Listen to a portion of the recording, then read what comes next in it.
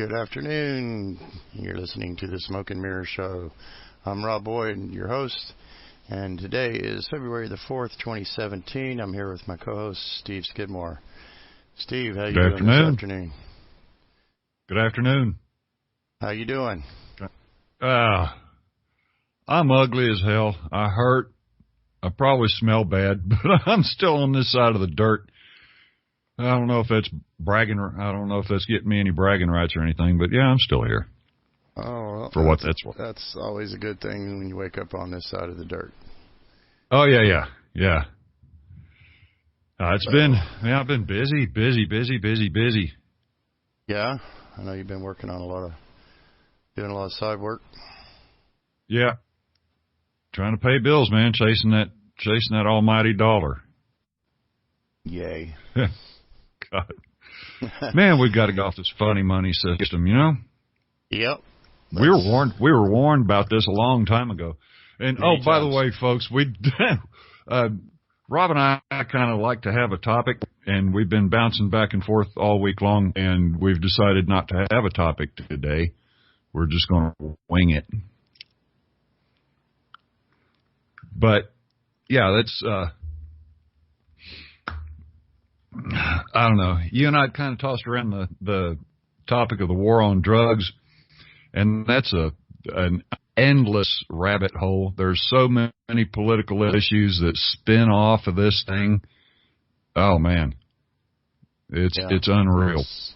Private prisons. I mean, you got the CEO of one of the private prison systems saying that more lax laws on marijuana would certainly cut into our bottom line.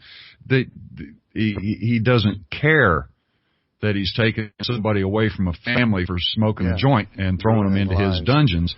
What he cares about is the loss of revenue from state grants or state, not grants, bonds that he's going to cash out on to house somebody. He's going to get paid, I don't know, $3-4 a day when it costs him 23 cents. He's going to pocket the rest and share some of that with the prison guards. And other than that, it's just profit hand over fist. And if that's not enough, they can offer you a job in telephone solicitations or whatever. You're working for 23 cents an hour. Now, if you're in the private sector and you want that job, can you compete with 23 cents an hour? Hell no. Yeah. I don't know anybody that can. No, and it's just crazy. So yeah, I think that when we start discussing the war on drugs, it's not so much a war on drugs as it is the underlying private prison system profiting from this alleged war on drugs. And by the way, folks, it's not a war on drugs. You cannot wage war on an inanimate object. It's politically, legally, physically, emotionally, morally impossible. What it is a war on people that use drugs. Yes. Period. That's all it. Wars are against people. And it's not for public safety. It's for the generation of revenue.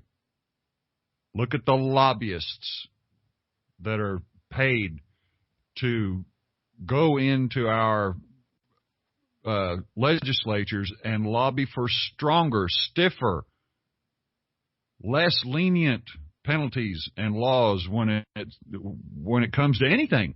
Hell, it's getting to where these days you run a red light, you run a chance of getting shot, tased, beaten, crippled, maimed. Yeah. It's like being behind enemy lines. Yes, and who's behind it? Those who have to have a chance of profiting from it. There's your private prison systems again. These guys keep on popping up like a bad penny. Yeah.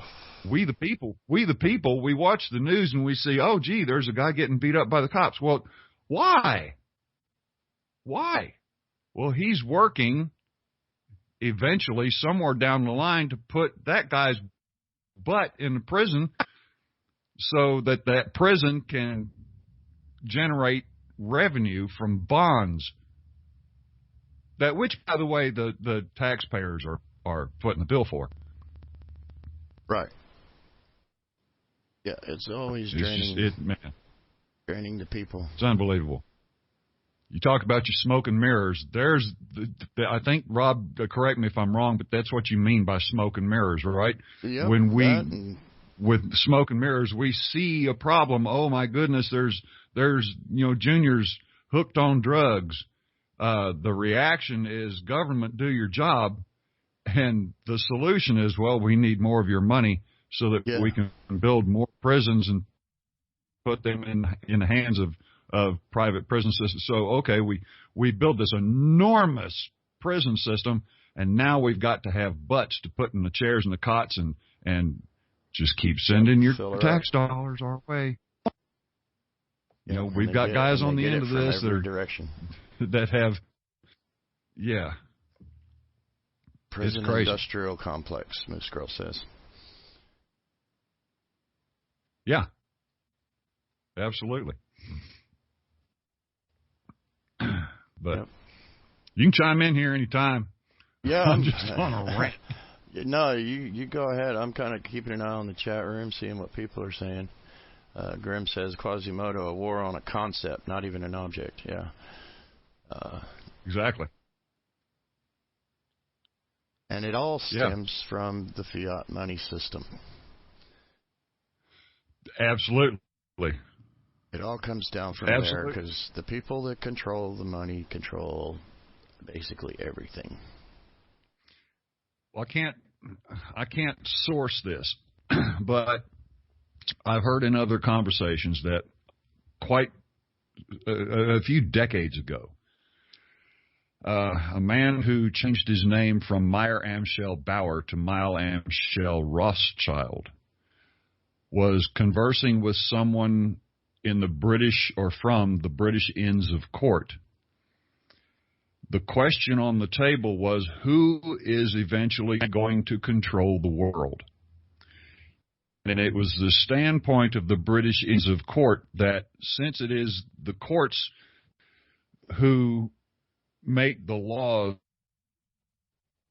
that govern the lives of man, that it naturally that global domination and control would naturally fall into the hands of the court systems. To which Rothschild replied, and I think some of us might be familiar with the quote, he said, "Give me the control over the issue of a nation's currency, and I care not who makes its laws." For me. There you have the power. It doesn't matter what laws are made or who made them. If you control the money, you control who makes the laws. Yep. If you control the money, you control who gets health care. You control who gets fed. You control who sleeps under a roof. You control who has clothes on their back. You control who lives, who dies. You control everything. Something else Bauer said, or Rothschild, take your pick, same fella. He said, "I want to own nothing and control everything." Right. How would you do that? How would you do that, Rob? Put everything in a trust? Put everything in trusts and foundations is the way they do it. There you go. I know that's how they do it. Yeah. Family trust so then, and so then when in Rome, do as the Romans do? Right. So then let's go down this rabbit hole. Shouldn't everything we think is ours be in a trust? We would own it. Or actually, we wouldn't own it, but we'd control it. If you control something. Who cares who owns it as long as you have control over it, just like Rothschild said. There you go. There you go. Which, as you know, I'm going down that road. Yeah. Well, didn't we start this show off by saying we need to get off this funny money system? Yep. Cui bono, baby. Who benefits? Exactly. It ain't you and me. We are not the beneficiaries of this national trust. We would like to think we are, but we're not. We're not the beneficiaries.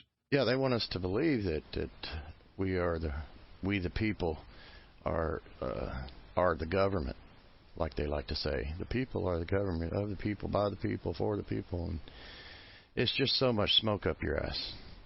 I would say that would have held true until the Articles of Incorporation. Now, since the adoption of the Articles of Incorporation, we no longer have the corpus de jure, the de jure body politic.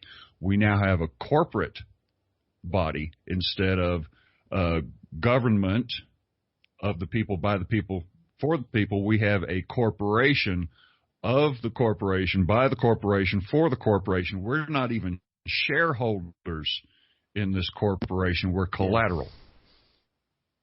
And if you need We're not even that, shareholders. Just go out to your city limit signs and look on there. It tells you incorporated. If you ever notice that. No, I've never noticed that. Yep.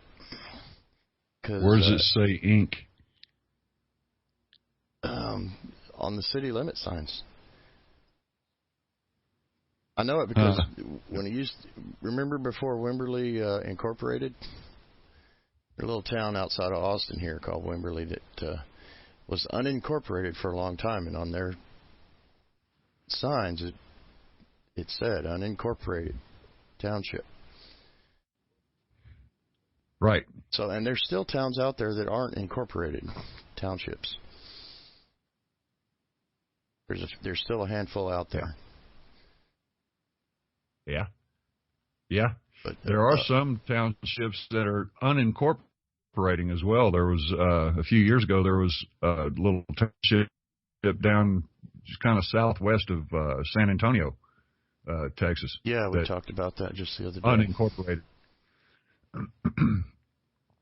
Yeah, it's kind of an interesting concept. And they don't have property taxes. Hell, I'm an anarchist at heart. Let me define anarchist. I'm not an advocate of chaos. Anarchy is not chaos. Anarchy is simply the absence of a governing body. And I think mankind has reached a point where we can actually deal with each other better and in a more civilized manner if we don't have government intervention. With the absence of this government intervention, I say that because government has gotten so big, and I say government tongue-in-cheek because we don't have government. We have this corporate body, okay?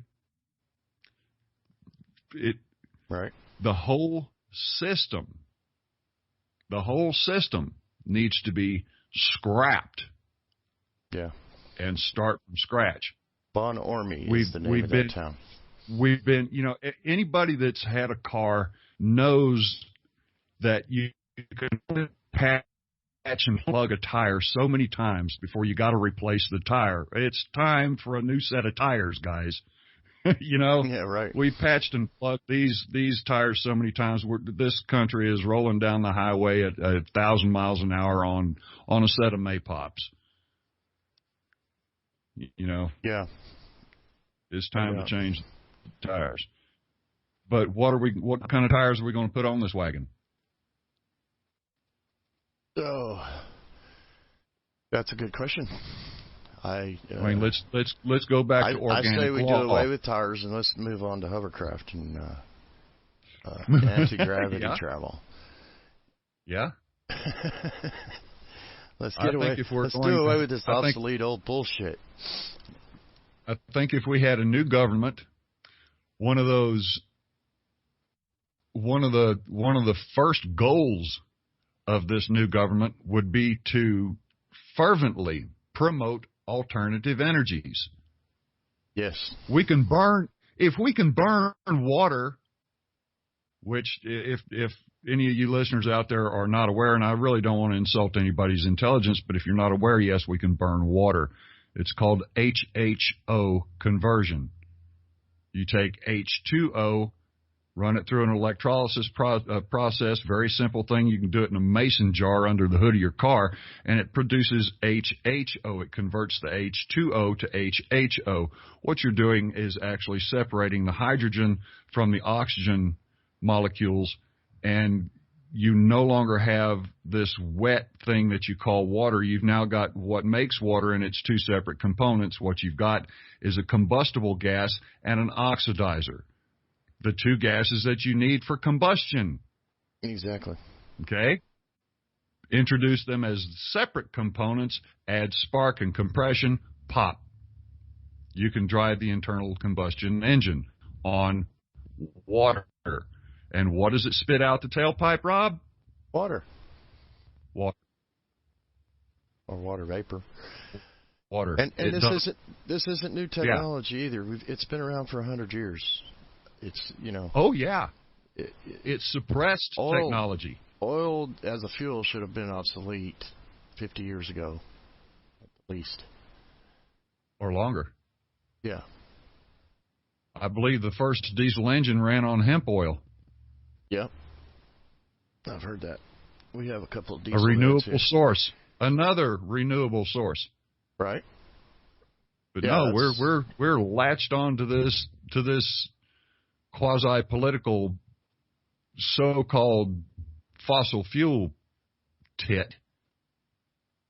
Yep, which just feeds the same beast. Yeah. So okay, a new kind of government, Rob. If we introduced a new type of government, let's say the government that we've got now completely crumbled, failed, and it was up to we the people to follow the ideologies in our law, that being the Declaration of Independence, to basically trash what you've got and provide safeguards for your progeny. What kind of new government would you put in place, if any?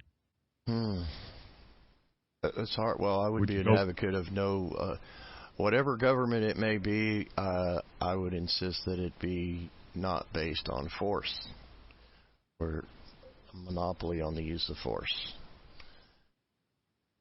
Exactly. Basically, yeah. all yeah. government I'm not saying disarm it,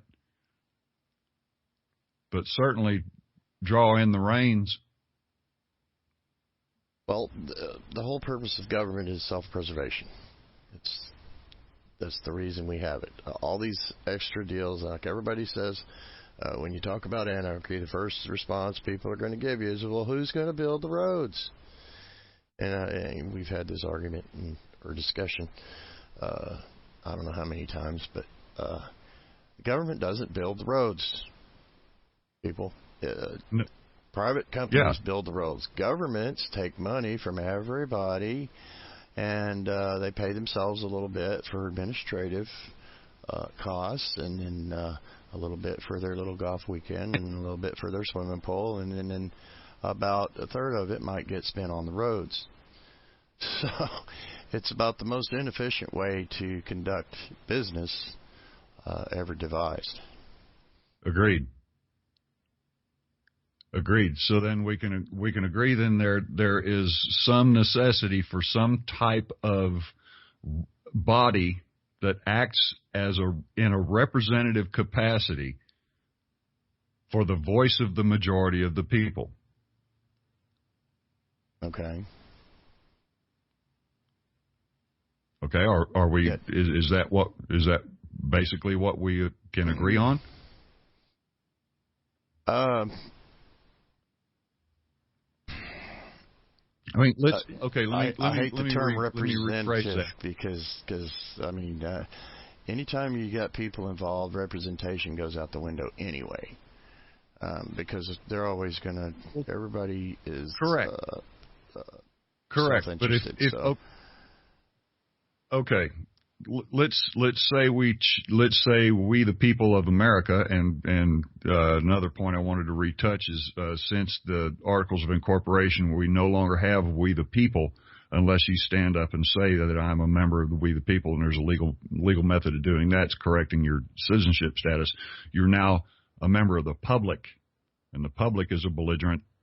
Blah blah blah. We went over that in some of the stuff with Pat Baker and the land patent issues.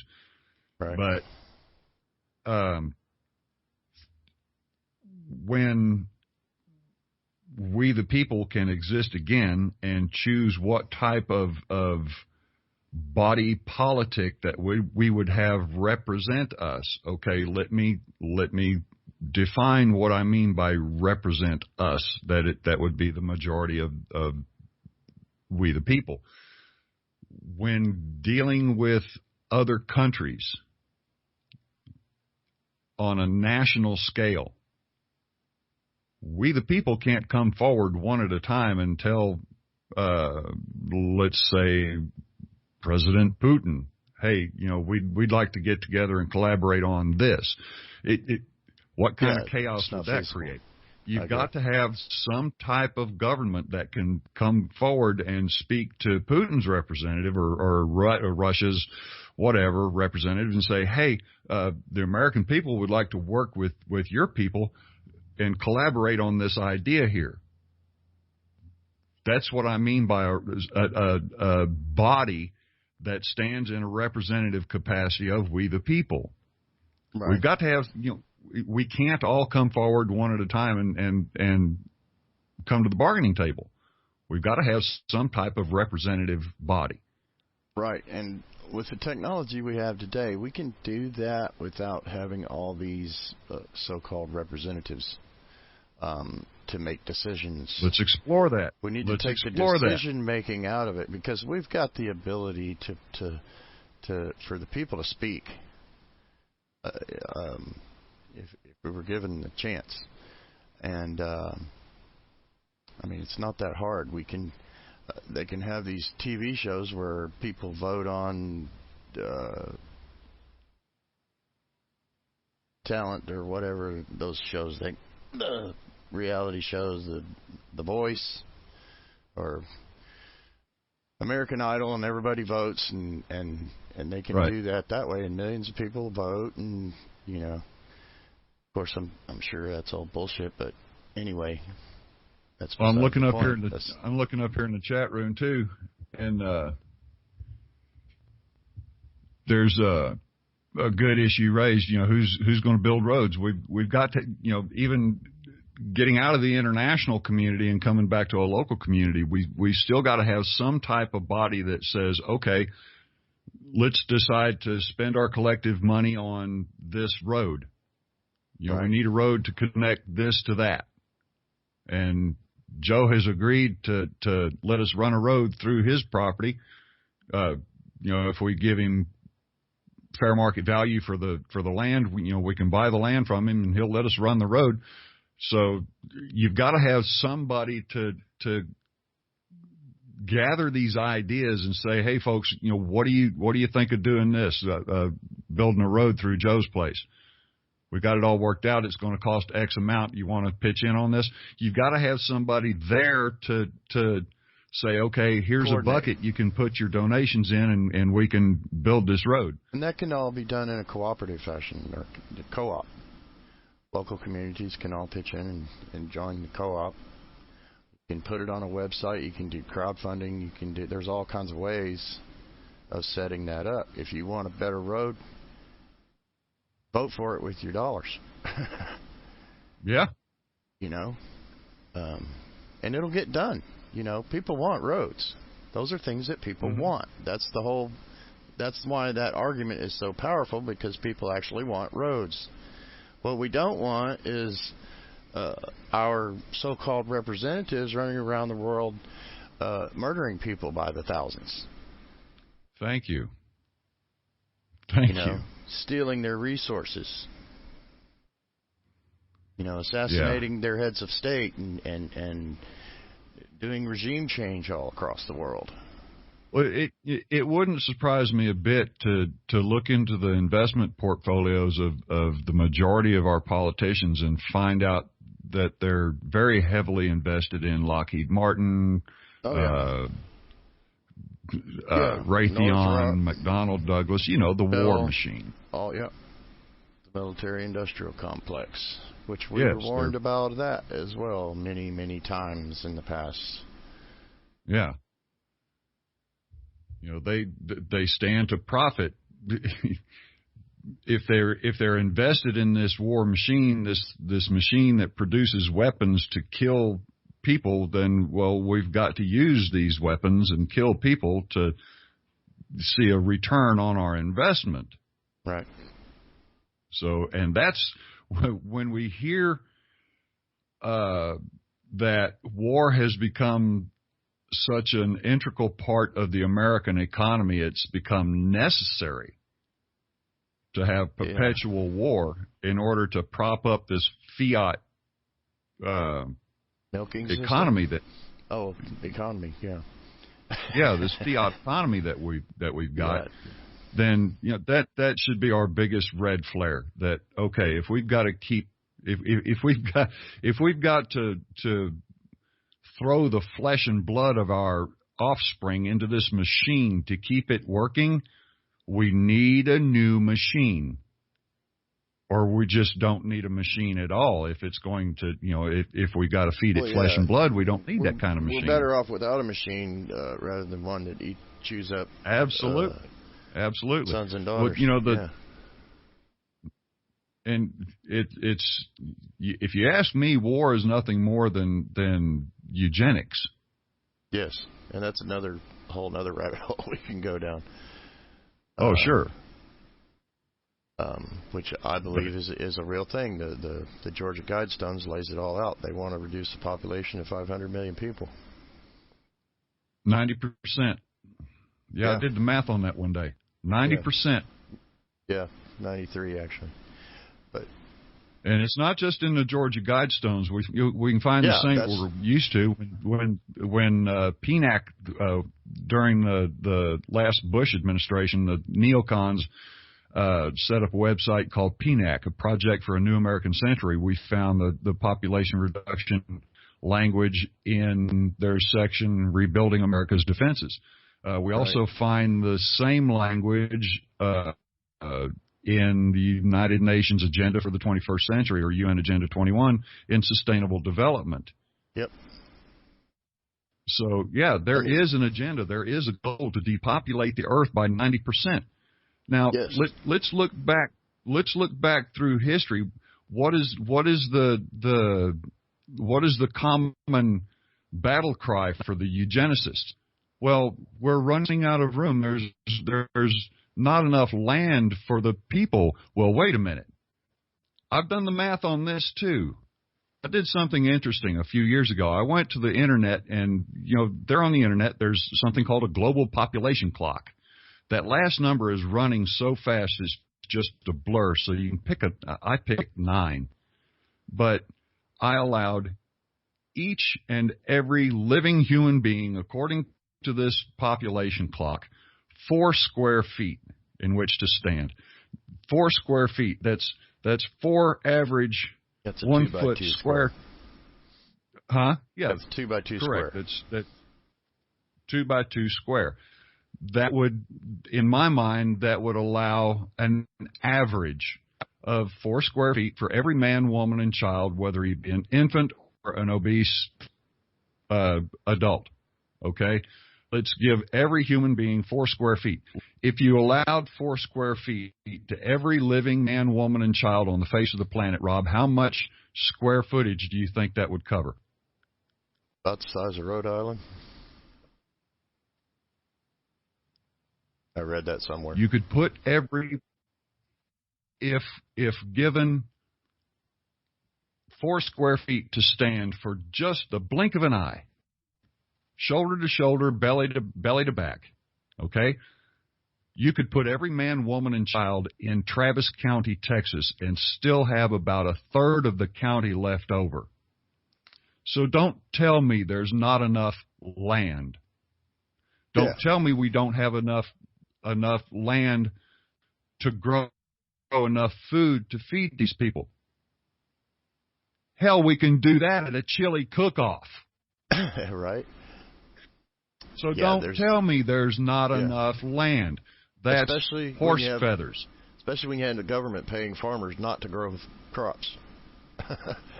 Thank you. Exactly. Thank you. And we have the amount of food thrown here away. on this little ball going around the sun. We have enough for everybody, every man, woman, and child on the face of this planet to live in abundance. Yes, we should have abundance. All this Okay. is manufactured So then, scarcity. It's now, well, there you go. I was just going to say, now we need an alternative explanation for famine, for starvation, for hunger, for war, for homelessness. Yeah. There is none. The only thing it can come back to is these oligarchs, the movers and shakers, those who behind the scenes really make things happen here on this little planet. Those who wish to rule the world. Those who really do rule the world. Yeah, and they're working on it. And it's not you and me. We don't even rule our own little worlds. Our own little worlds, we like to think that we have autonomy over our lives, but we don't. We're all stuck on that perpetual rat's wheel chasing that almighty green paper. We have the illusion of choice. It always comes back to that. So then, okay, let's get back to a new form of government. If we had to establish a new form of government, we would have to unseat the powers currently in control, which means that we would have to completely do away with the funny money system, which means that we would have to barter with one another, at least for a while, until we got back on some type of standard that would be globally recognized. And I'm speaking directly to gold and silver. We can go back on a warehouse receipt. How about Bitcoin? I don't know. Not everybody's got a computer. And if some kind of catastrophe happened and the electrical grid shut down, what happens to your Bitcoin investment? Do you have anything tradable? There's so many things that we can do, but it would put us. Let's say government went belly up tomorrow, and we were thrown into this anarchical state. We would have to barter with one another. But how would we barter as people? How would we barter with, let's say, the power company? What, are we going to take a flock of sheep up to the power company and say, "Here, can you keep our lights on"? Yeah.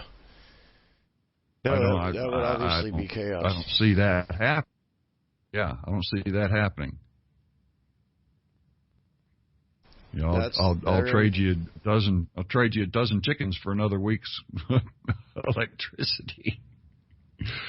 Novel concept, but in the long run, it really doesn't work. And yes, I agree with one of the guys. There? Yeah. Somebody there in the chat said gold standard long gone. Nixon. That was the silver standard. We came off the gold standard in 1933. Nixon took us off the silver standard in 1971. So since then, yes, everything that we think we have called money is not money. It is debt. Debt. I want to read you something real interesting. Okay. See. SC 411. Okay, I'm going to Cornell University website, and let's see what this we call it funny money. It's actually a Federal Reserve note. Let's see how a Federal Reserve note is legally defined.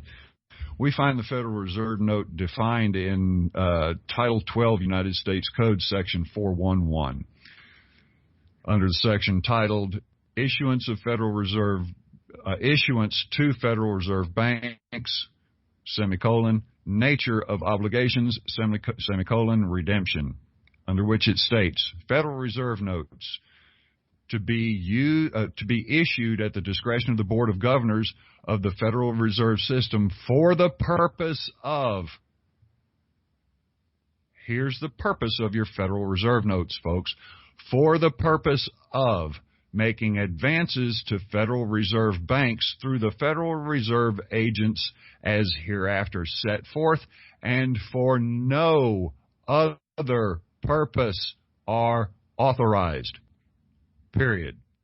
Let's analyze this for just a moment, shall we? Please do. For what purpose are these Federal Reserve notes? They are, and it states here, no other, and for no other purpose are authorized. The only specific purpose for Federal Reserve notes is so that Federal Reserve agents can make advances to the Federal Reserve Bank. That doesn't mean you go to the grocery store and trade these damn things for bread. Right. So no other purpose. And trading them for bread is another purpose, is it not? It is. It is. So what are we supposed to have? So this is a private paper. Yes.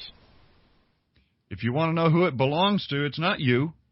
Yeah. The owner puts their name on the front of every one of them. At the very top in the middle, it says Federal Reserve. Well, it's a contract. There's 2 signatures on it. Correct.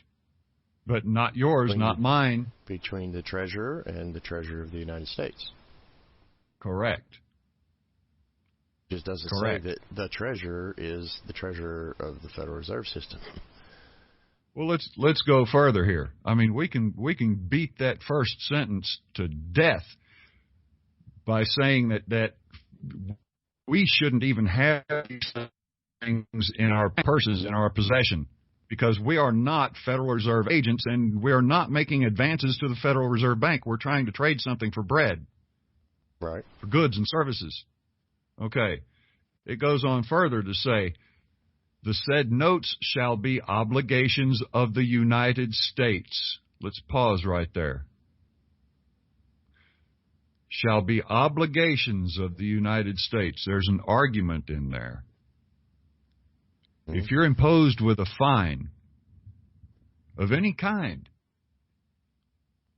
of fine, penalty, obligation, you can ask the question, okay, is this an obligation? Yes, it certainly is. To the tune of $500. Okay.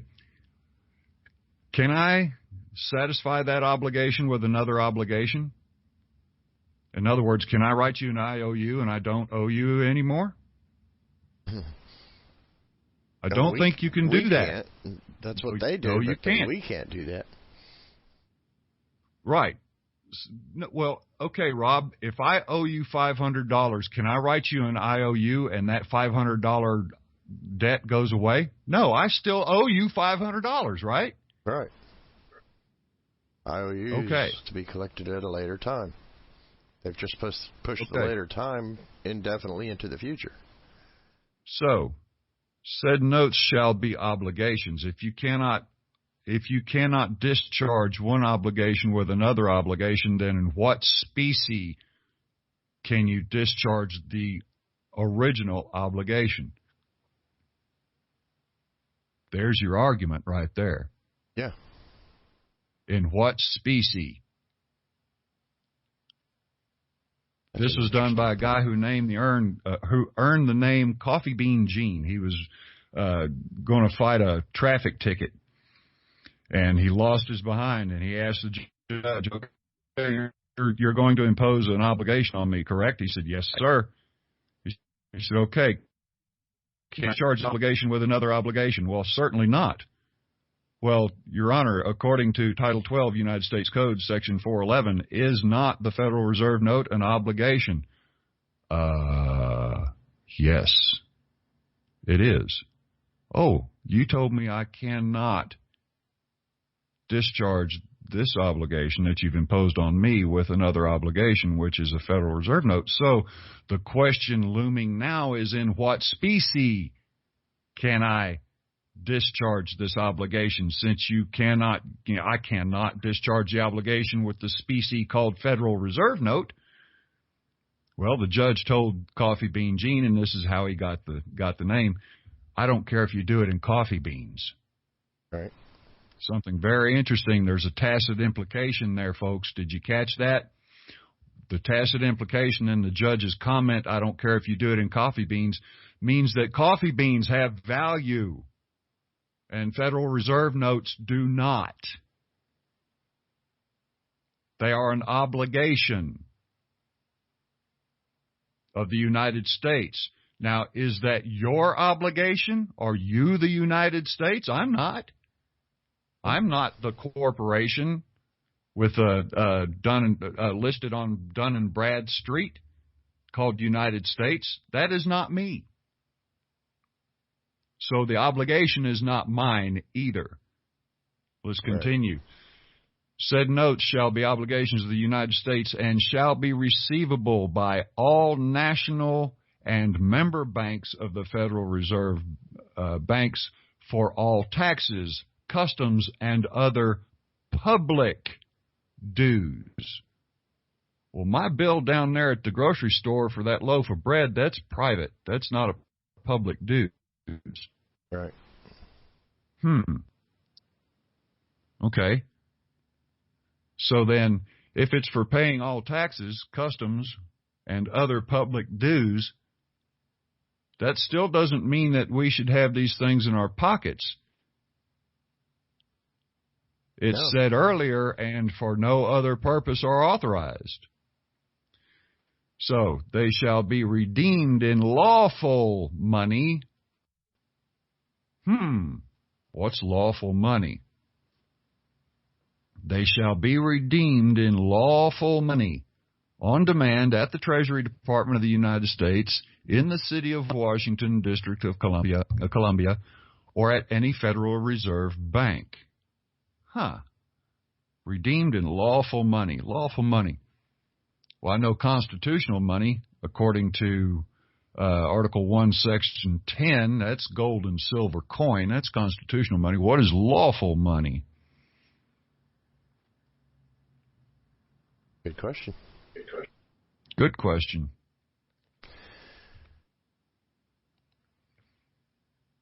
Lawful money, I suppose, well, couldn't be something that's decreed because it's decreed by statute if you've got a corporate government. Statute is not law.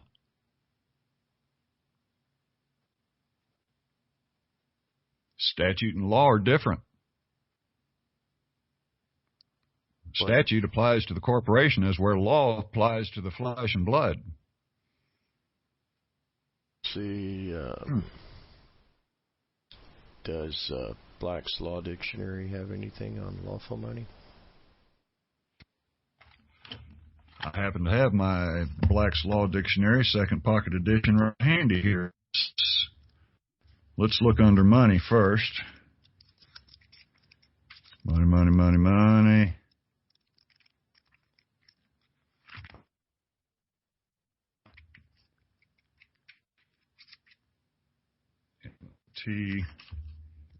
Or getting there. Monopoly, getting close.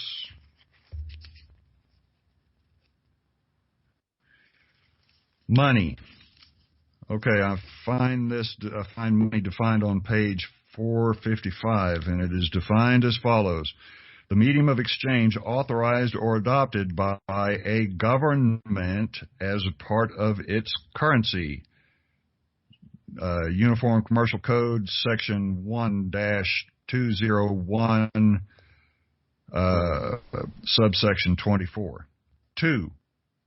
Assets that can be easily converted to cash. 3. Capital that is invested or traded as a commodity. 4. Funds. Sums of money. See medium of exchange, legal tender.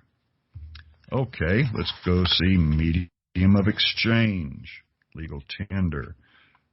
And there should be a differentiation between legal tender and lawful money. Lawful money, yeah.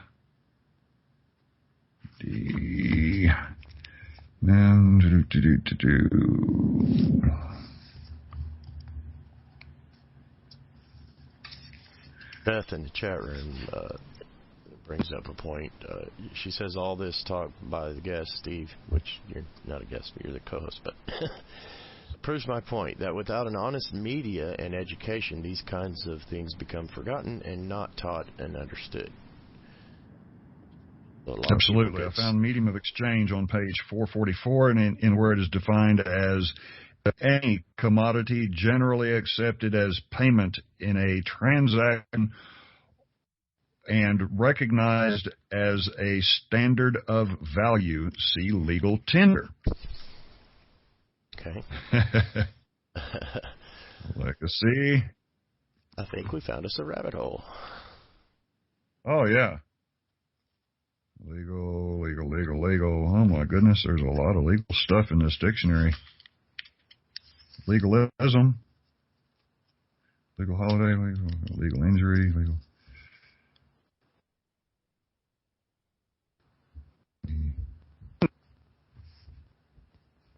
So a lot of people get snowed, and some become snowflakes in pink costumes. Yeah. There we go. It's continued on the next page. Legal tender, page 411. Isn't that interesting? From section 411 to page 411. Legal tender.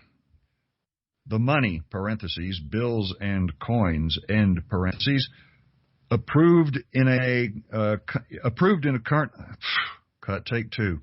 The money, parentheses, bills and coin, end parentheses, approved in a country for the use of payment of debts, the purchase of goods, and other exchanges for value. See tender.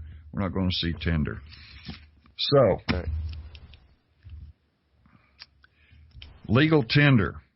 Legal tender defined as something decreed by a quasi or pseudo government entity, as it has been here codified in Title 12. Now, tax. We know that this, by definition, this thing called Federal Reserve Note is a privately owned currency of sorts that is to be traded in and amongst the Federal Reserve System by and for its agents. So, if we have this stuff in our pockets,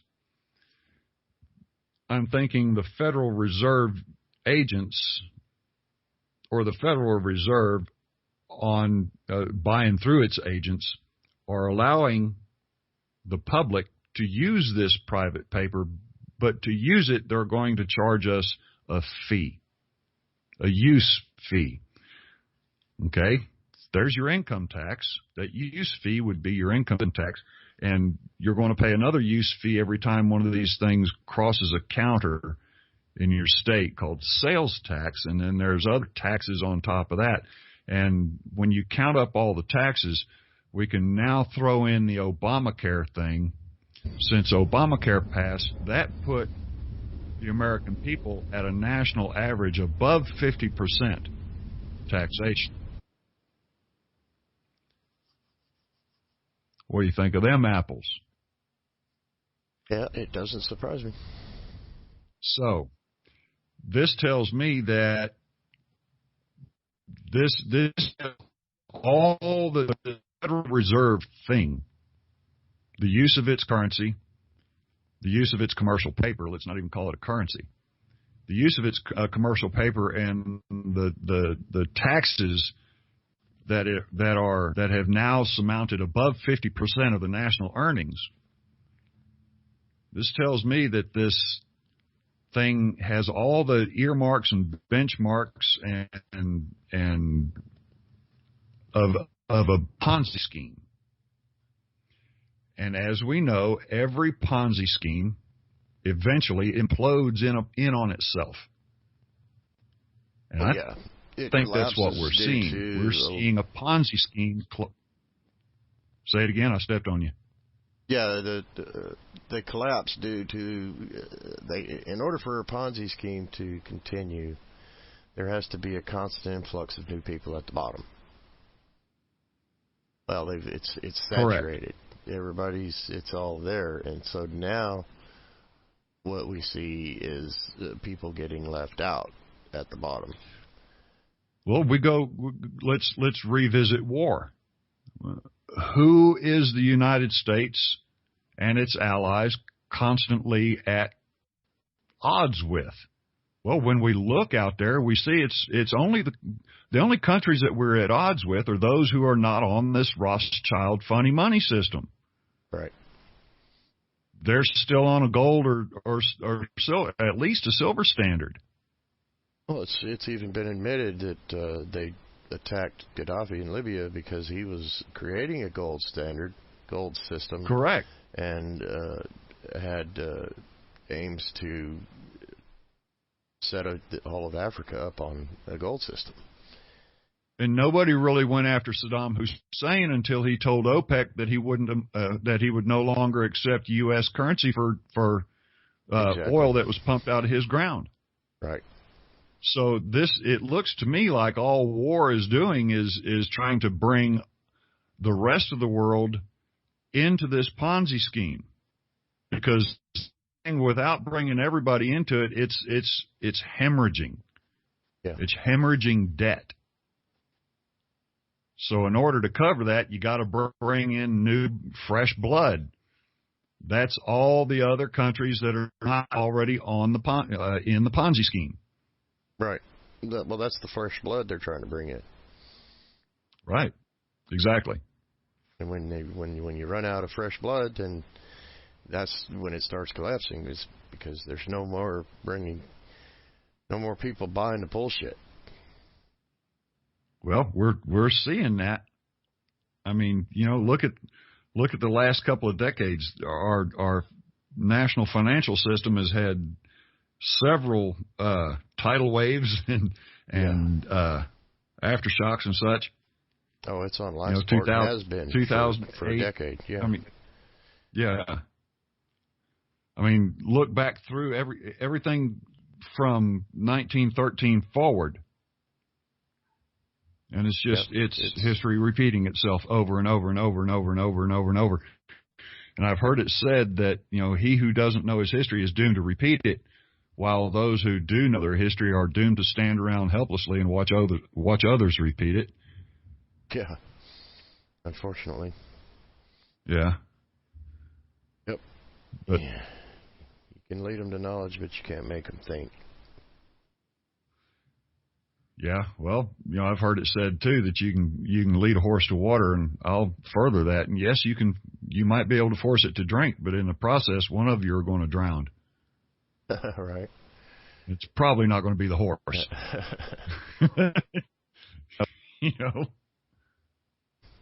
Yep. So, yeah, number one issue is the funny money system. And I agree with Beth. Hand in hand with that is the media and the educational systems. Yes.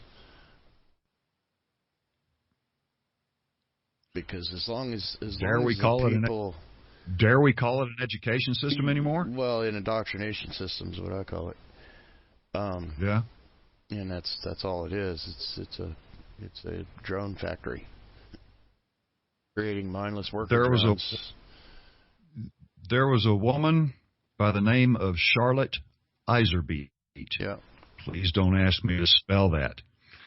Charlotte Iserbeet was the top dog.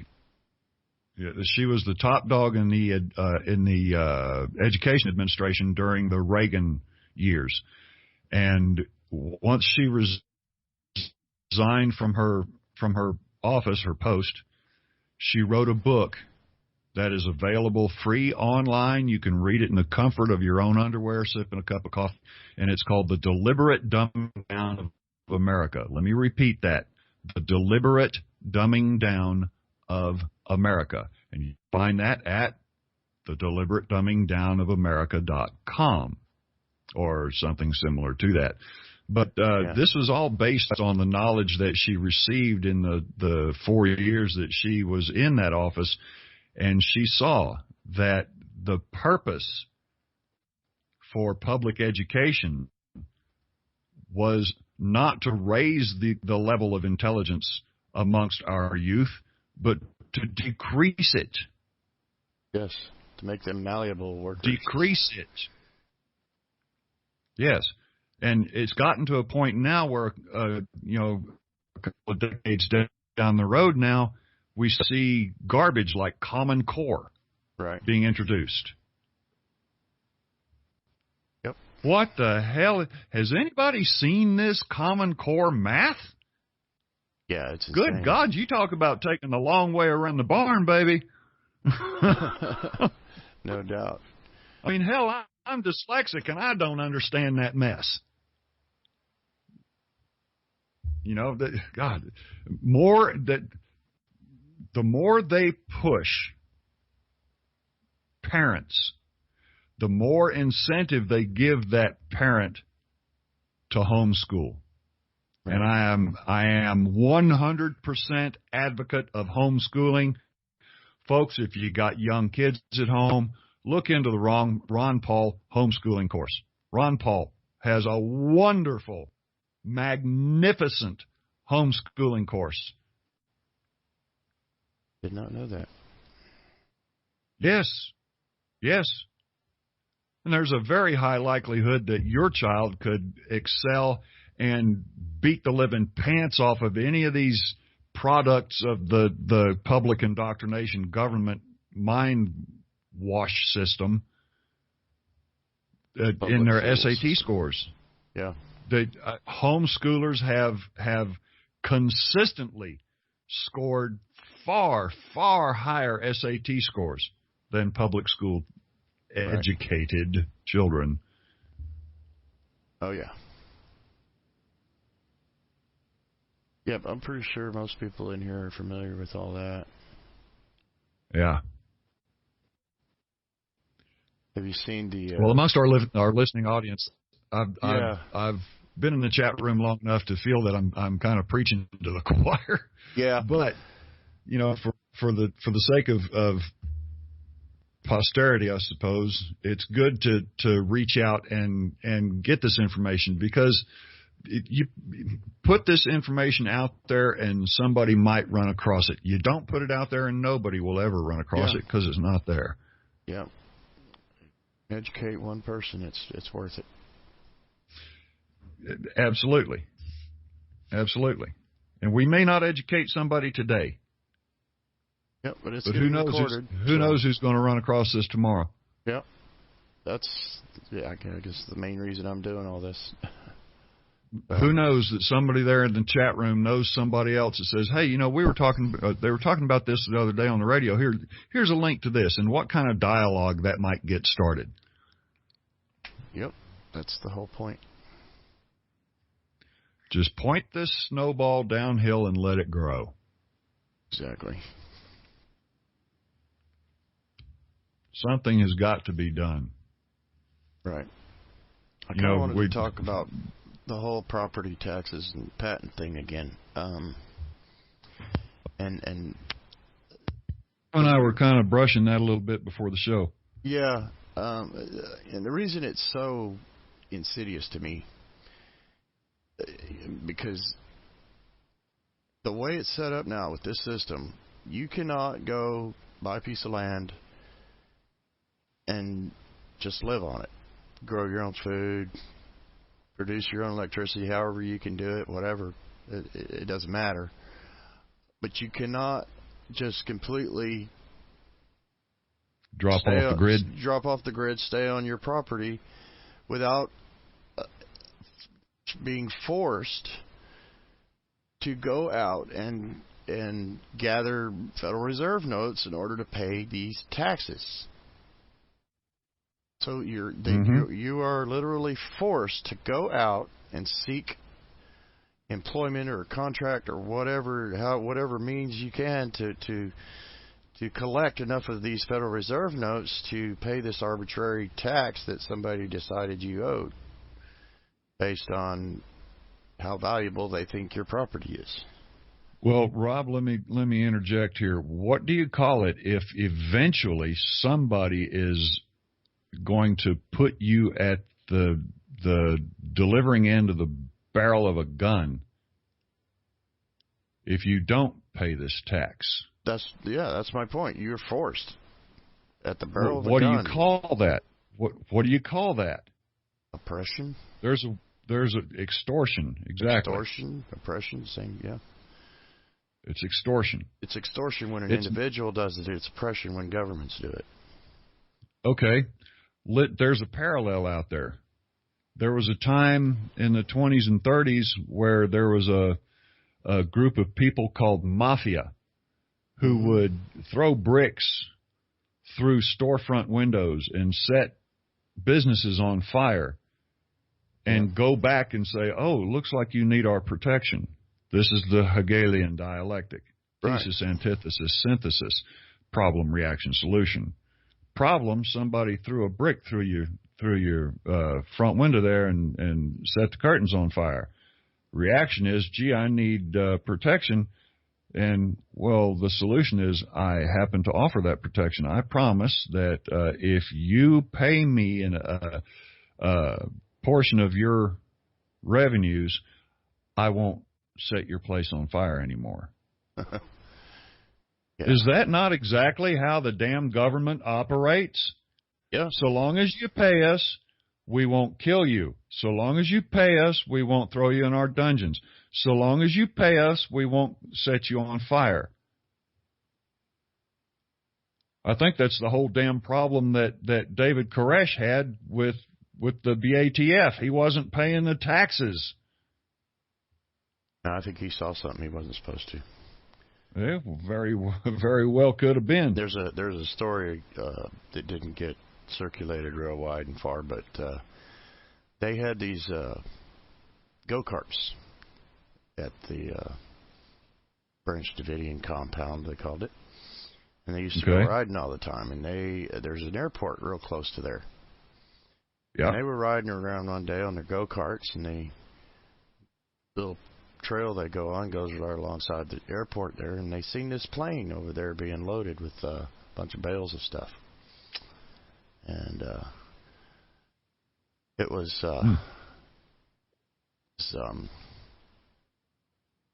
Clinton's.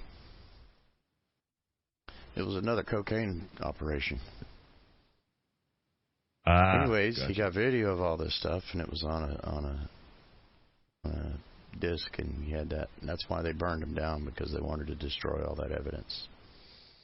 Well, that makes sense. You know, they did the same thing to Gary Webb. Yep. You know, several others. Yep. Gordon Call, Randy Weaver. Gordon. Yep.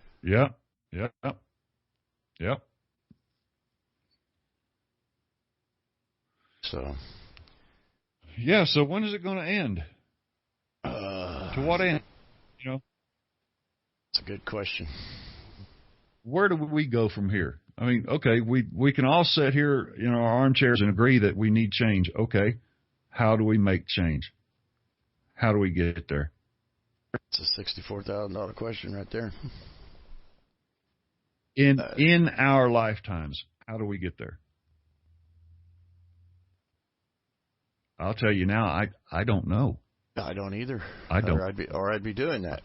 I mean, I have ideas. Exactly.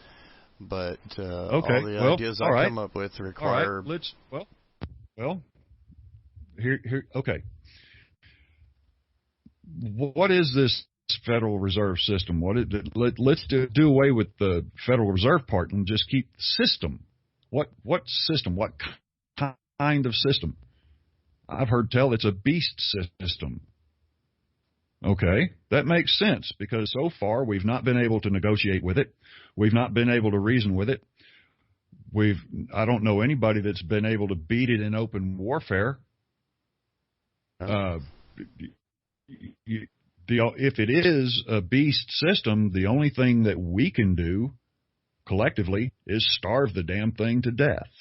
And I advocate for that. Simply starve it to death. That's all we can do. If we try to beat it in open warfare, we become Gordon Calls. Yeah.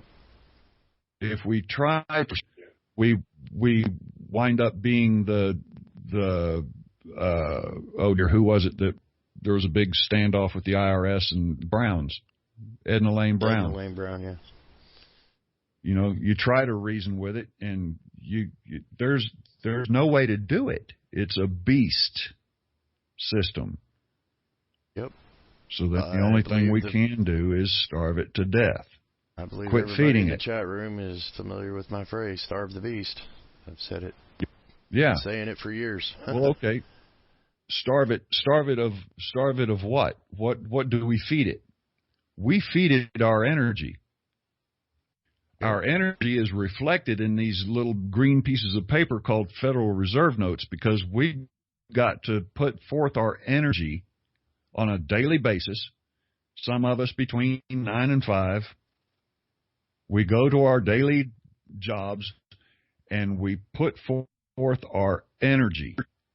Some of us 8, some of us less, some of us more hours a day, but we put forth our energy, and our energy is reflected in possessing these little green pieces of paper. So if we're going to starve this thing to death, then we've got to quit feeding it our energy. Which I've done. What does that mean? That means we've got to stop paying taxes. That means we've got to get off this funny money system.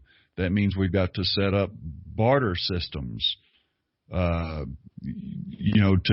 do everything that we can to stop circulating these little green pieces of paper to the best of our ability.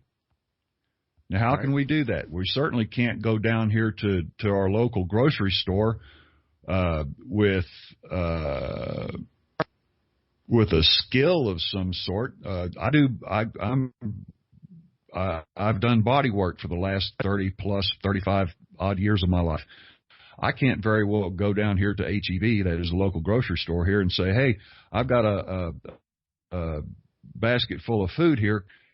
Do you have anything on your car that I can fix? I can't do that there at H-E-B. But I tell you where I might run a better chance is down there at the farmer's market. And guess what I'll get down there at the farmer's market? I'll get better produce, too. Right.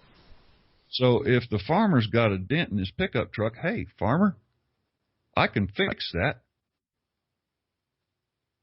I have a skill that I can fix that if you'll be willing to trade me some of your produce.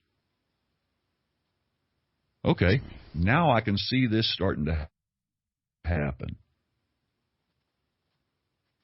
It's a start. It's a small start, but it's a start. Yeah, that anything's better than nothing. There's a website called localharvest.org. Link to it here in the chat. It's all about community-supported agriculture, farmers markets type deals where you can actually go out there on a weekend, get your hands dirty, get some sun, take your shoes off, plant your feet in the soil and get grounded. It's good for your health, and you're bringing home fresh groceries. Yeah. Chances are they've not been sprayed with a bunch of chemicals. Oh, yeah. Most of them on there are all organic, very organic, health conscious. Ma'am. You know, no poisons, no preservatives, and all the crap that you get in these industrial food sources. Oh, okay. So then it is possible. It is possible. And we, the people, can collectively form a new type of government. All right. Well, looking back through my past, I can certainly tell you that once something is deemed possible, you're no longer dealing with possibility, but now you're dealing with probability. Right. So, what is the likelihood that we, the people, can collectively get together and form a new type of existence, a new system under which there's no war, under which we don't fight, we barter, we bargain, we trade, we coexist peacefully without the shed of blood and without the need for these oligarchs who have ruled the surface of this planet for how many thousands of years? Yeah. People in the chat room are talking about it. Most of them are saying education is the key to. As long as they have control of their minds, it's going to be an uphill battle because if you don't even know there's a problem, how can you take action to fix it? Well, the first step in solving a problem is realizing there is one. Right. And so that's where we're at, is because 90% of the people don't even think there's a problem. Yeah. Or they may think there's a problem, but they're clueless as to what it actually is. And well, the listeners might be familiar with a clip from a television series that had one of the Bridges boys in it, where he was on stage with a couple of politicians at a college event, and he just went off. Yeah, when some college girl asked the question, what is it that makes America the greatest country in the world? He just went off on this girl. Yeah, and said it's not. It's not. Yeah, and he said the first, and that's kind of where I got that line. Yeah. Is the first step to solving a problem is realizing there is one. Exactly. And so that in and of itself, and I have to agree with Beth, the media, the education that we're getting, the environment people grow up in, programs them into this machine. And absolutely. Until we can overcome that, we can. There's, I'm sure, dozens of different solutions that are all perfectly viable. But until we get the people in general to recognize that the system we're living under is an oppressive, very detrimental system. Well, the television has played such an integral role in social engineering. I believe that if Heinrich Himmler were here today, he would be so envious of the television. Oh yes. That he would retire, because, oh my God, you've gotten a propaganda machine in every bedroom, in every living room of every home, except for mine. I don't have a television here. I refuse to have a television. But yeah, he's probably dancing in his grave over the television, and we can see. At least I can. I come from a rather unsavory part of Texas, around the Wichita Falls area, kind of north central Texas. And it seems around that area that everybody watches Maury Povich, Jerry Springer, all these other idiots. Yeah. And they see how people behave and treat each other on these shows, and they think that, oh, this is how life is. So they've all got to have that Jerry Springer element in their personal lives, or they're just their existence is meaningless. That's why I moved away from that area. I can't stand that type of mindless drivel existence. Yeah. They're not living. People out there don't live. They just exist. Yeah. They feud and they fight and gossip and bicker, and just it's waking up in any north central Texas is like waking up on the set of Jerry Springer every damn day. Yeah. And it gets old. And there, I told my kids, I love you guys, but you guys can have this crap. Keep it. That may be prevalent. One of these days you might wake up and think, everywhere. oh, gee, I need to get this element out of my life, and maybe then I'll move forward. Until then, no, you're stuck in this Jerry Springer rut. Yeah. But I can. My whole point is I can see how television has played such an integral part in The the dumbing down. restructuring of a society. Yeah. I mean, it's, I see TV here. Look at occasionally. young girls and depression. It's no damn wonder we've got so many teenage girls on Prozac, on all these damn antidepressants, when they're just a little bit overweight, according to Glamour magazine, and according to every photograph in Vogue. I've got to look like that. No, you don't have to look like that, girls. As a matter of fact, that magazine might be useful if you want to start a fire somewhere. If you need to wipe your backside and there's nothing else, that magazine will come in handy. But other than that, it's just a tool for social engineering. Right. And it's prevalent. I mean, it's pervasive. TV, newspaper, magazines, books, music. Well, once you get away from the oh my God. Once you get away from the proselytizing of Madison Avenue, you start to enjoy life again. Because you don't have to live up to these false expectations anymore.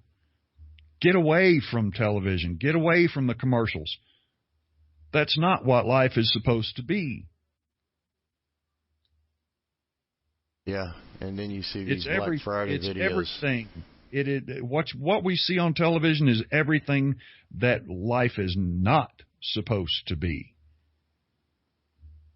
Yeah, a good course in how not to do it. It's no wonder after a public service announcement, the recorded voice tells you, and now get this, folks, we now return you to your regularly scheduled programming.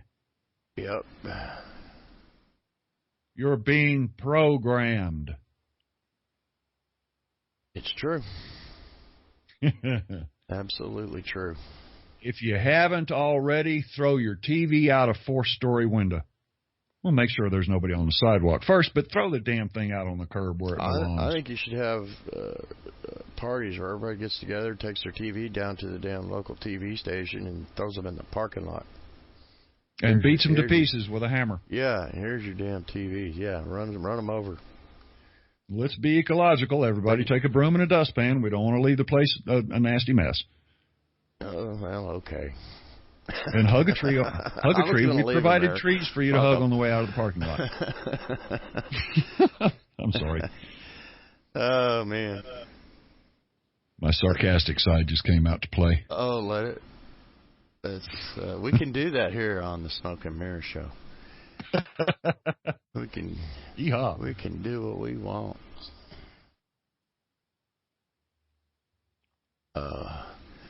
But yeah, you're singing Beth Z's tune here. She's that's her pet peeve is the media and TV. She says she thinks that nothing else will get fixed unless that gets fixed first. Which I think that in conjunction with the funny money system, I have to agree. Yeah. Well, sometimes in this thing we call media, we're told the truth. It's put right there in front of us, but it's put in such an artistic way that if we start talking about it at the cooler or at the bus stop and a belief that there's something deeper to this. Let's take, for example, a film called They Live with Rowdy Roddy Piper. Yep. God rest him, he's no longer with us. Yes, it's a science fiction movie, but look at it metaphorically. It's a reflection of what's actually taking place today. We've actually got drones in the sky that watch us now. We've actually got there's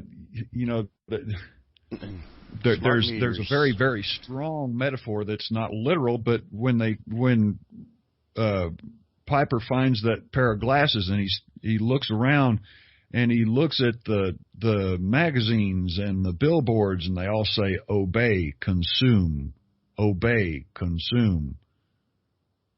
Yep. That's the underlying message. Yep. So many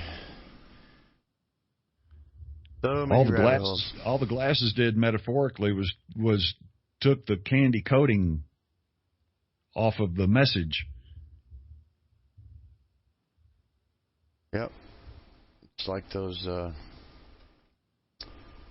spy glasses you used to get in like cereal. They'd have the red and blue lens and have the little picture with all the dots and some kind of mottled looking stuff, but when you put the glasses on, it shows that, yeah. Anyways. Yeah. Well, yeah. So let's come back to it. How do we get a nation off of a funny money system without bloodshed? Well, like Beth says, it's first of all they have to wake up to the fact that there's a problem. Yeah. And I don't really believe there's any way to do that unless somebody were to physically take over some kind of broadcast system and take over the TV. That's why I know that all these anonymous groups and hackers and stuff, if there are any real hackers out there that wanted to do something, you'd be seeing it on TV. They'd hack into the main media a long time ago. Networks and putting out messages. And it never happens. I agree. So that's why I don't buy into all this anonymous bullshit. But so, like I said, I don't believe there's a way to do it in mass. There's no way to just wake everybody up all at once. There's no magic.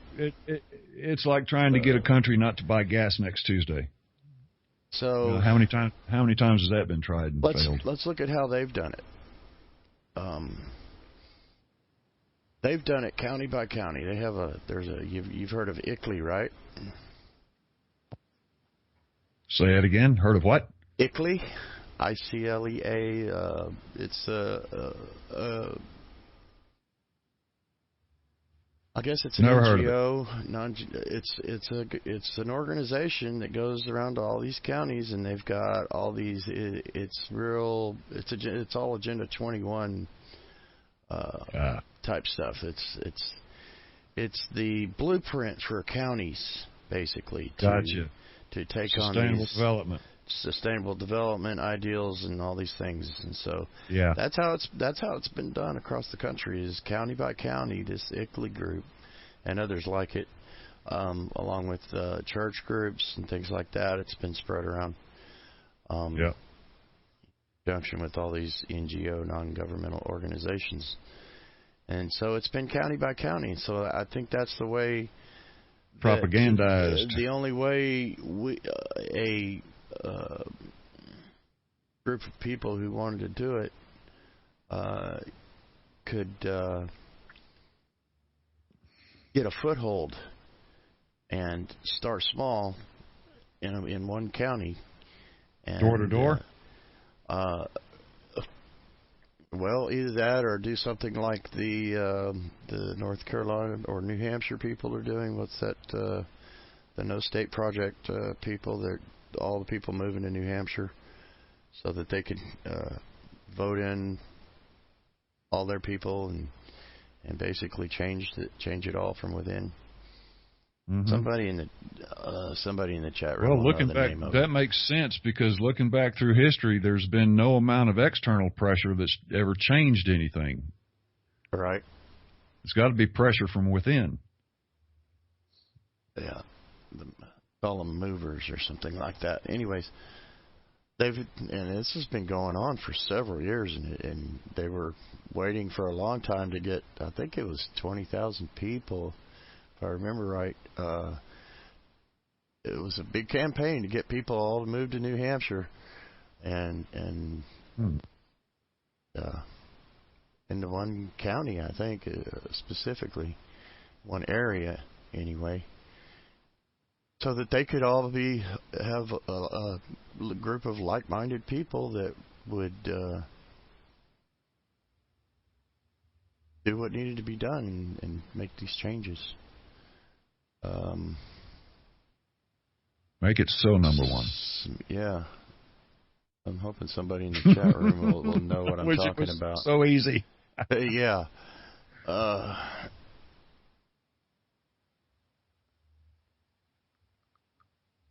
Let's see. So what was the eventual outcome there in New Hampshire?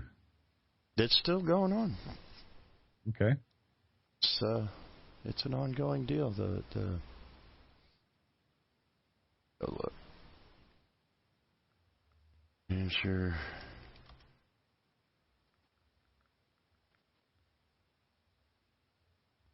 Well, you speak about forming groups to make change. There are some groups out there that are making changes. I live here in San Marcos, Texas, and there was a group formed in Austin. I wish I could remember the name of the group, but it wouldn't be too hard to find it.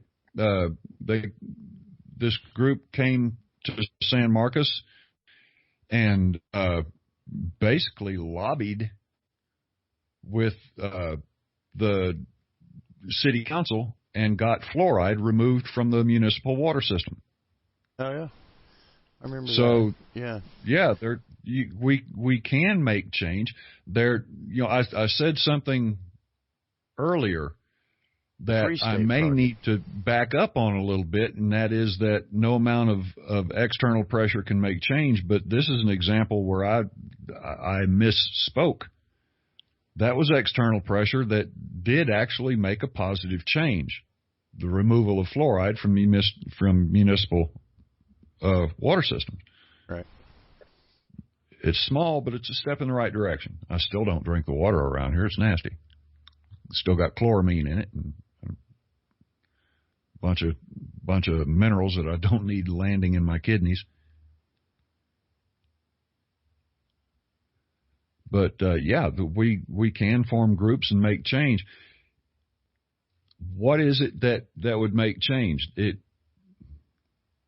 Propaganda. Propaganda can be a good thing. Propaganda is usually, let's define propaganda. Propaganda is literature or spoken word that is promulgated with the intent of drawing someone else into your paradigm to accept your train of thought. That would be propaganda. Okay. So if they propagandize, which they do, we need to counter propagandize. Yeah. Would you agree? Yeah. But the problem is organization. And I say this all the time. It's one of my sayings. Like herding cats. Yeah. Any attempts to organize will be infiltrated, marginalized, and/or outright eliminated. Either eliminated or assimilated into the board. Or marginalized. You now serve our purpose. Tea Party movement, a perfect example. Tea Party movement started out as a bunch of Ron Paul libertarians. Yeah. And it got co-opted by that idiot politician from Alaska. What's her name? Oh, yeah. Sarah Palin. Yeah, that one. Anyways, perfect example of a grassroots uprising organizational coming together of people that was co-opted and completely changed from its original flavor. Yeah, the Rot Rally too. When I say the Rot Rally, anybody in the Austin area is familiar with the Rot Rally. That's an annual Republic of Texas rally that was originally, it was a group of separate secessionists who were actually starting to kind of gain some public favor and in the direction for Texas to secede from the Union. Well, the ROT rally, Republic of Texas rally, was infiltrated and has now become a biker event. It's just a drunken fest. Yeah. You know, it's like a miniature Sturgis. Yeah. It's turned into a blowjob contest in the alley between 5th and 6th Street. Well, you know, hell. Yeah. I'm sorry, but I tell it like it is. Yeah, no, that's that's the beauty of it. It's true. Oh man. So yeah, and so I've said it for years. Is all attempts to organize have been, will be infiltrated. Yeah. And so that there's the big deal. So how do you organize out in the open so that infiltration would be meaningless? I think we are. That's what we need to do. I think we're doing that right now. Yeah, and so it just has to be all out in the open. Yeah. And it's the ideas that are going to bring people to. And if someday some black suit guy steps up to me and says, "Hey, are you Steve Skidmore?" I'll tell him, "Yeah." Well, explain yourself. I'm tired of your shit. That's the only explanation there needs to be. I'm tired of your shit. Yeah. Sick of it. And I'm not alone. Apparently the rest of the country's tired of your shit too. Yeah. So pack it up and get out of our way. Which they are, you know. That's why we're having all this crazy shit going on, is because that's how Trump got elected. I don't give a damn who is up there. Trump ain't no better than any of the rest. But he was saying things that got people excited by going against the establishment and being the anti-establishment guy, which is one of the reasons Ron Paul was so popular. You know, but unfortunately for them, Trump had enough money to push his way through. Yeah. So he had his own money, so he didn't have to rely on anybody. And that's another thing that scares the shit out of him. But Trump is just another status like all the rest. He just wants to push his agenda through, which I can imagine after the election, Hillary Clinton had a discussion with George Soros, and Soros told Clinton, "Well, he outbid you." Yeah. Exactly. You know, exactly. He. The presidency was a closed bid, and he outbid you. You know, your Clinton Foundation was a little too little, a little too late, honey. So. I mean, but it's the same shit. I mean, I've already said it. Yeah. In the chat room, you know, nothing much is changing. You know, we're still looking at going to war. He wants to attack Iran now, and he's, you know, it's the same. Wants to wipe out, you know. It's the same puppet enemies. With a different mask. Exactly. You know. And yeah, there's a few little pet issues that he has with the wall and the immigration and all this stuff. And yeah, that's all whatever. But you know, nothing's really different. You know, as a matter of fact, he's a big time advocate of the police state. So that ain't going to get no better. Yeah. You know, and that's something that actually affects us directly, you know. Yes, it does. That's the one thing that should be, well, you know. The night, but, you know, I've already mentioned that I don't watch television because I don't have one, so I didn't watch the election. I didn't waste my time with that garbage. But I went to bed that night firmly convinced that this poor beloved country was going to wake up to another Clinton White House. And when I got to work, I found out that my worst fears were unfounded, that we actually have a Trump White House. Yeah. I wasn't what you might call happy that Trump won, so much that I was relieved that Clinton didn't. Yeah. Well, that's been said is we have the president that's not Clinton. Yeah. You know, the guy that wasn't Clinton won. So that's basically all it amounted to. And because, I mean, Clinton was the obvious dynastic choice. Anyways, they all suck. One more time, Rob. What do they do? And they all suck. So yeah. And we don't need them. We don't need them at all. We don't need them to make our roads. As a matter of fact, we'd be better off without them. Yeah, we don't need them to protect us from the hordes of heathens or whoever the fuck is coming to kill us. They create the hordes of heathens that come to kill us and blah, blah, blah. Exactly. They make us way less safe than we could be. It's the same. Here we go again with repeating history by not knowing it. It's the same Hegelian false flag dialectic over and over and over. And if you don't recognize it by now, there's no point in pulling your head out of the sand. Right. Yep. I think we're getting mostly agreement.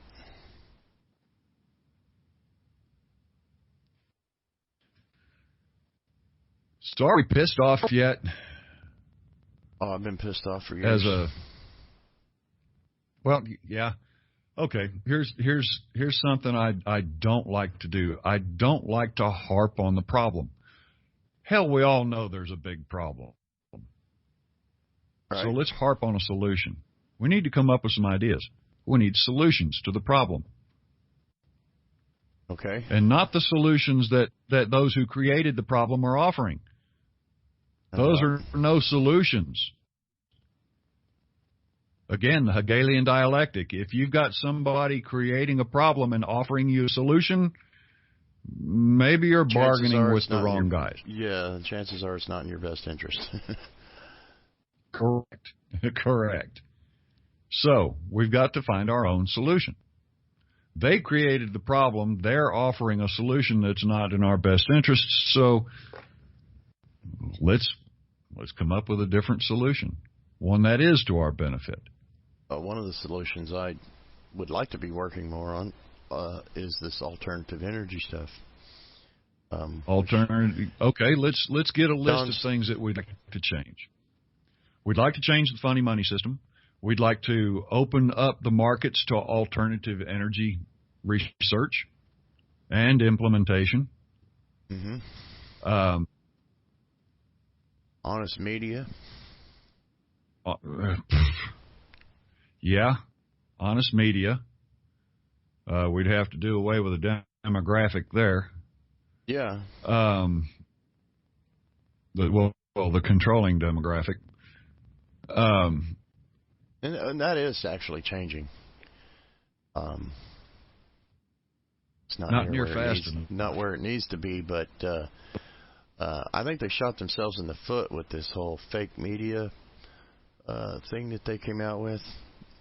They're trying to discredit all the alternative media, but I think it backfired on them. And I said so at the time. I discredit themselves, yeah. Yep. It got them looking at everything. Got people looking, and it gave them a heads up basically. So, people are like, okay, well, what really is fake now? At least any of them that are looking at something besides what comes on TV. Well, if the magician reveals how he does his magic tricks, or if the audience figures out how he does his magic tricks, the magic tricks aren't so amusing anymore. And I think that's what's happening here. I think we've got a very, very slow 100th monkey thing going on here, where people are starting to kind of wake up and starting to see through the disillusion. But I've got to ask myself, is it too little, too late? I don't think it's ever too little. I don't think it's ever too late to wake somebody up. But the question, the thing after that is that what do you do with somebody once you wake them up? I mean, there have been several people that I've mentioned this, that, and a few other things too, and oh, no, that's not the way it is. And then they'll come across something on their own and say, hey, well, wait a minute. Now, I found this on my own, and it seems to say what you're saying over here, and this guy, and well, okay. Well, this is the propaganda that I'm talking about. But now these people come to me as a source of information. What I've done is I've kind of shot myself in the foot. I have failed to teach them how to feed themselves. I've failed in teaching individuals on how to find information on their own. You don't need me to lead you to the water. The water's there. Find it. Right. Besides, if I take you to the pond, you're not going to look at anything along the way. I've already shown you where the pond is. There's only one path. Stop and smell the flowers, all of them on the way. You might never get to the pond, but man, you're going to be a lot smarter the closer you get to it. Wake yourself up. Yep. And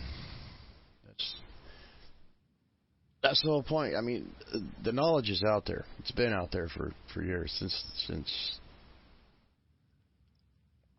internet became what it is. And I think the internet kind of backfired on the powers that be. Oh, yeah. I don't think they ever really thought that the internet would get so popular and that we'd be able to share so much information so fast. Yeah. Yeah, it grew. Today, in the blink of an eye, I can have a conversation real time with somebody on the other side of the planet. Yes. As where 30 years ago, that would have taken 2 weeks to correspond by mail. As a matter of fact, you are right now. You're talking to people all over the planet. Absolutely, yes. Specifically, there's a couple in Denmark that are here right now with us in the chat room talking. So, hello to Denmark.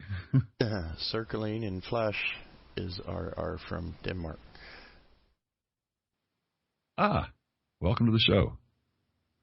Oh, they love us. I hope we can add value. They love it. I hope we can add value to your life, or at least plant a seed that grows in your mind that brings about positive change.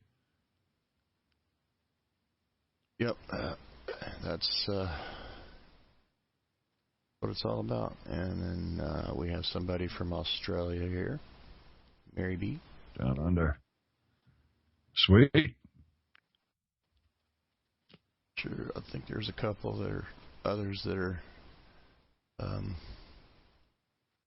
no, there's a couple of Canadians here.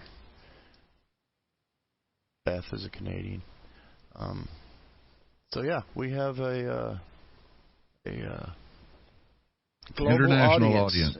Yeah, an international audience. So, and fantastic. all these things apply to everywhere. It's not just here. It's the same system.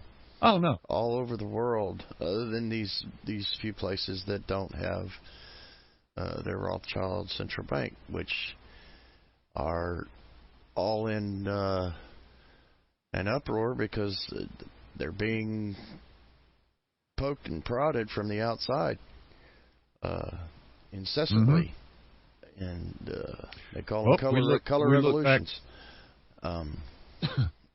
We look back through the history of our own country. We've had 4 successful assassinations of presidents and several attempts on Andrew Jackson. Let's see, the successful assassinations were Garfield, McKinley, Lincoln, Kennedy. There were several attempts on Andrew Jackson, one attempt on Ronald Reagan, and I remember clearly Ronald Reagan coming on the nightly news or State of the Union address, I think it was, and what he said, what this country needs is to get back on an honest money system. 2 weeks later, John Hinckley Jr. stepped out of the shadows, pop, pop, pop, didn't assassinate him, but you never heard another word out of honest money, another word about honest money come out of the mouth of Ronald Reagan. He took that to his grave. Yeah. This tells me that, well, there's that one common thread that ties all 6 of these men together, and they all said no to a central bank in one way or one form or another. They all said no to a central bank. So that tells me saying no to a central bank will get you killed. Okay, what if an entire country says no to a central bank? You going to kill us all? I wouldn't put it past them trying. Well, what good? They already want to kill 6 billion people. What good would it do to kill us all if you want us all using your paper? Now there's nobody to use your paper. You shot yourself in the foot. Well, unless your end goal is to kill us all anyway. Then do it. It's a lot harder. Make your move. It's a lot harder said than done, I think, is what they're finding out. Yeah. Come on, powers that be. What you got? Easier said than done. Harder done than said. Bring it. Exactly. I don't care. The ball's in your court, elite. Well, that's the thing. See, if they move too fast, they're going to create that critical mass, that 100th monkey thing. If they move too fast, they're going to enough people wake up to what's really going on, then that's going to ruin things for them. I think they're already way behind schedule. I think they were planning on having it done by 2010. All right. Okay. Well, then there's incentive for us to force their hand. Yeah. How would we do that? Good question. If they move too fast, they expose themselves and their intents fall apart and crumble in front of their eyes. That gives me incentive to force their hand to expose themselves. Yeah. I don't know. So what can I? So then, what can I do to force their hand? That's a good question.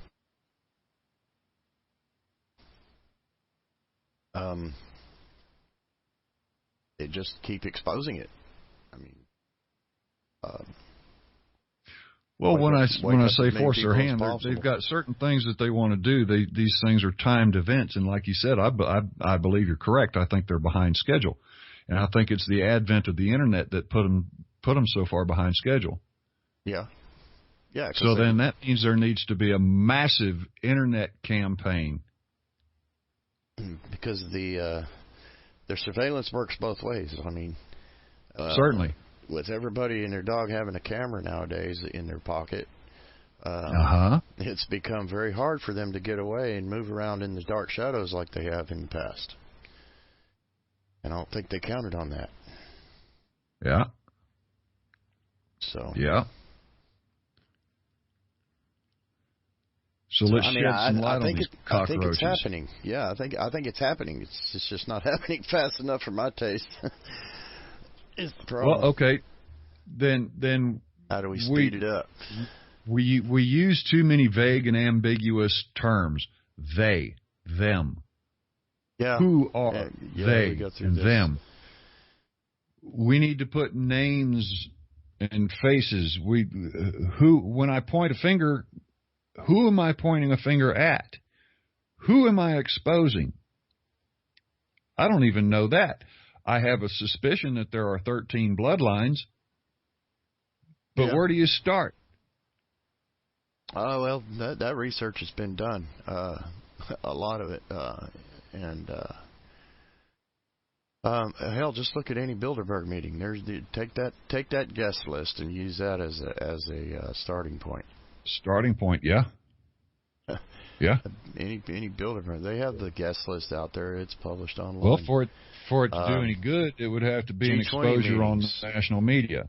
Yeah, the G20 meetings, all these big multinational conglomerate meetings that they have, they're all there. Yeah. Those are the ones. Those are the oligarchs. The big corporate. Well, I don't think those are the actual oligarchs. I think those are the footmen of the oligarchs. Well, we like to believe that David Rothschild has a lot of power. He really doesn't. He's a lieutenant. He's a footman. Yeah. all we can go after are the ones that we know about. I mean, Correct. if there are ones behind them, um, that would require some type of investigation or whatever. But as far as and even if they are foot soldiers, whatever, they're the mechanism that are being used to run this machine. They're definitely the gears in the machine. Yeah. So if we throw a wrench in the gears, the machine comes to a halt. Yeah, until they replace those gears or whatever, and that's the problem we have with this government we have. They'll select a new face every 4 years for the leader of this thing, and but the agenda never changes. I've got a problem. I got a problem with that. A free society doesn't have a leader. A free society has a representative. Yeah, well,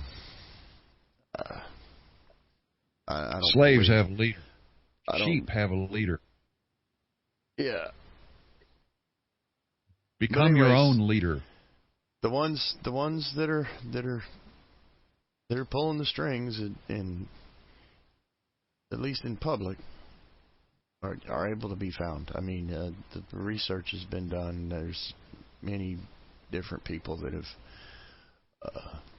listed them and named them and categorized them and laid them all out, and with big charts and with arrows and everything. I still think it comes back to the fundamental principle of starve the beast. Well, exactly. Let your life be a friction against the machine. And which is what I've done. I quit paying taxes in 1988. I quit filing.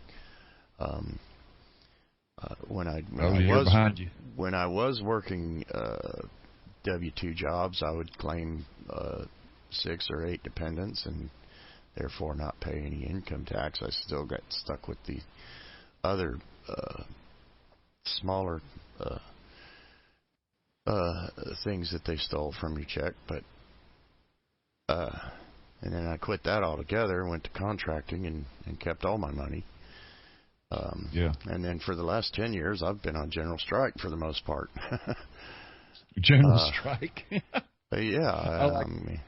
I haven't. I'm not retired. I'm on general strike. You can call it retired if you want, but I'm not working. And I don't. I couldn't get a job now if I wanted to. Nobody would hire me. I don't have a Social Security number. Who's going to hire you without that? Well, I don't have one associated to my name either, but I'm working. Well, I mean, I'm talking about just your general job that, Well, let's touch that here in the last 5 minutes of the show. When we say that we don't have a Social Security number associated to our names, it means that we've changed our political status. We're no longer a member of that federal system. There's a lot of upsides, but there are some particular challenges to this as well. Once you step outside that system, you now have to do your own thing. You have no choice, because everything else, everyone else out there that you're dealing with is still in that system. They got to have a number to hire you because they're in that system. They've promised that government thing that anybody that comes to work for me, I'm going to tell you that they're working for me, and here's their number, and you can steal from them. Here's the means by which you're going to extort some. Yeah, here's the means by which you're going to extort their energy, and if I don't have that information, then I get in trouble with you. So, yeah, you're kind of forced into a position where you've either got to work under the table for cash, or you've got to do your own thing, create your own business, your own whatever it is that you're going to use to generate the revenues demanded by your creditors.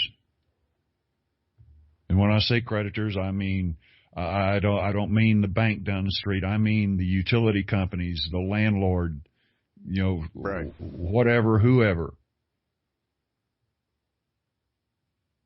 In order to cover your obligations, those obligations. Correct. Yeah, and we come back to that again.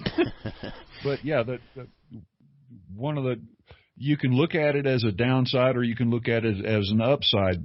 Actually, I would much rather do my own thing and create my own economic base. Yeah. Rather than rely on somebody else to provide that to me and wait for every Friday for my paycheck and wait a minute, no, you're going to take some out of that to send to who? For what? Oh, I thought I was earning a living here. No, you're not going to do that working for someone else. You've got to do your own thing. And we can get into that too. I mean, we've got 3 minutes here, but I'd like to set the stage for a conversation sometime on survival skills. Yeah. I'm rather handy at doing my own thing. I'm one of those kind of guys that you can drop me off naked in the middle of the woods and I will find clothes or make clothes. I will not go hungry. I'll pick up a rock and make an arrowhead. I'll grab a stick and make a bow. I'll find enough cordage that I can use to gather meat. And from there, my skills and tools grow. Yeah. I'm talking about flint knapping and making bows and arrows. Some of the most fundamental skills that we generally don't have anymore. We've replaced these skills with how fast can I get my thumb over there to that number to send this text. That is not a survival skill. Yeah. Siri, where's the nearest Starbucks? Yeah, that is not a survival skill. Survival skills is throw your cell phone in the lake and survive. Well, we're down to it, Steve. You want to wrap it up and take us out? Sure. You've been listening to the Smoke and Mirrors show with your host, Rob Boyd, and co-host for the day, Steve Skidmore. I'd like to thank everybody in the chat room for tuning in today. If you're not in the chat room, what's the website, Rob? RealLibertyMedia.com. And until next week, folks, y'all have a wonderful week, and I hope we've given you enough food for thought. Spread the word. Until next week. Bye-bye.